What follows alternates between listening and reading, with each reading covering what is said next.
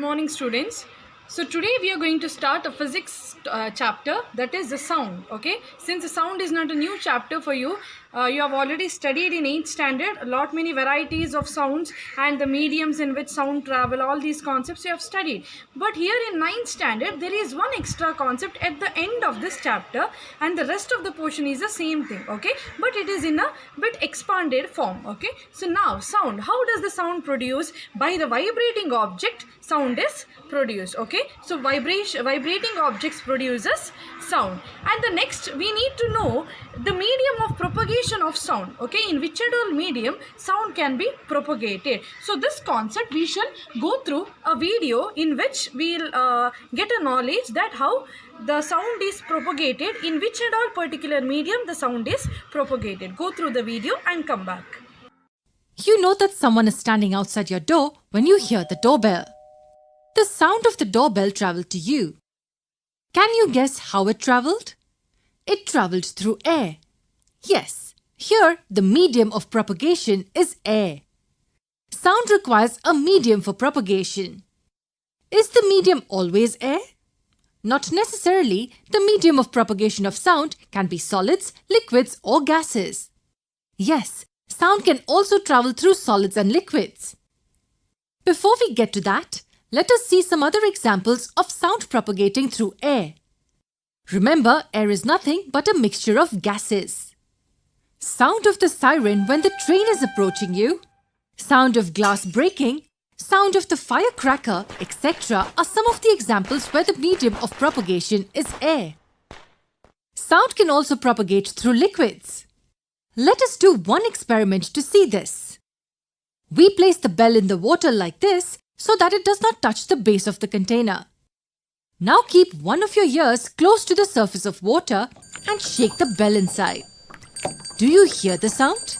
Yes, you do. Here, the medium of propagation is water.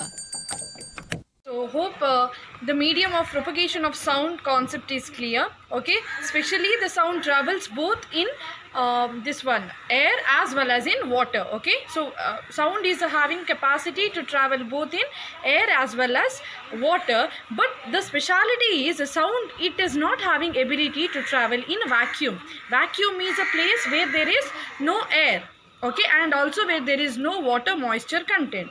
So in such place, in vacuum, there will be no propagation of air. So always remember, sound propagates only through air as well as water, and sound is not propagated through the vacuum. Okay, so next we'll move on to characteristics of sound. Okay, in that the first one is wavelength. So can you see a wave here? Here the upper portion, upper peaks of this wave is called as crest, and the lower portion of this wave is called as trough.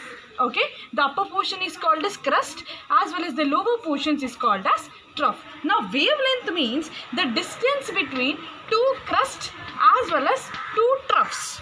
The distance between two crests as well as two troughs is known as wavelength. This is the first characteristics of a sound. And the second one say it is frequency. So frequency means a wave travel in a particular time. At what particular time the wave travels from one end to the other end. If this wave has to be traveled from point A to point B, then how long it takes, how long time it takes to travel from A to B, that is nothing but frequency. Is this clear? So these are the two characteristics of sound.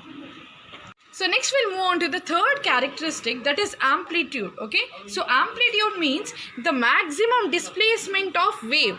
Okay, maximum displacement means how high the wave travels, that is the distance between this axis and the end of this peak, how high the wave is, that is called as amplitude. So maximum displacement of a wave is called as amplitude. And if amplitude increases, so this upward arrow mark indicates it is increasing. Okay, if amplitude increases, then automatically loudness of the sound also increases. So how high the wave is, that much the loudness will be high. Okay, so how low the wave is, so that we can say the loudness of the sound is less. So how high the wave is, we can say that loudness of the sound is more. So this amplitude and loudness, it is related to one another. If amplitude is more, then automatically loudness will also be more. If amplitude is less, then automatically loudness of the sound is also less. So this is a third characteristics of sound. We'll move on to the intensity of sound. So what is intensity of sound? Amount of sound energy which is passing through a unit area. In one particular area, sound energy is passing at a one particular time interval. Okay, so sound energy has to pass through one area at some certain time. That is called as intensity of sound. Okay, what is intensity of sound? Amount of sound energy passing through a unit area at a particular time is called as intensity of sound. Now the next concept is echo. Echo means it's not a special thing for you. Echo means what? It is a multiple reflection of the sound.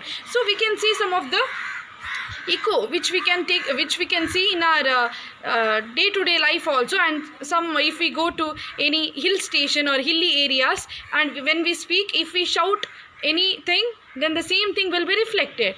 Okay, so that is called as a multiple reflection of sound. Similarly, you can give some other examples, like if it is empty house. Okay, if there is a housewarming, if a new house is built and if there is a housewarming ceremony, and actually during those days we will not arrange any items inside or else any furnitures inside the home, right? So what happens during that time? The house will be empty.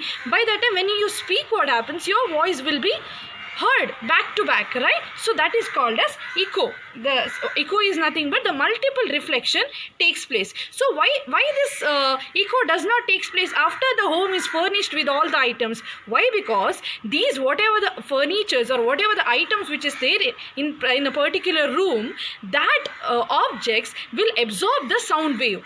Okay, it absorbs the sound wave and it will not allow it back. Okay, it is not allowing to reflect it back. So otherwise what happens? Only the plain walls will be there, and these plain walls will allow the sound wave to reflect back. So you are getting echo. Okay, so if your room is furnished with all the items, then those items will absorb the sound wave and it will not allow the sound to reflect back. So because of that reason, the furnished home will not have any echo, but some sort of echoes will be there in some way.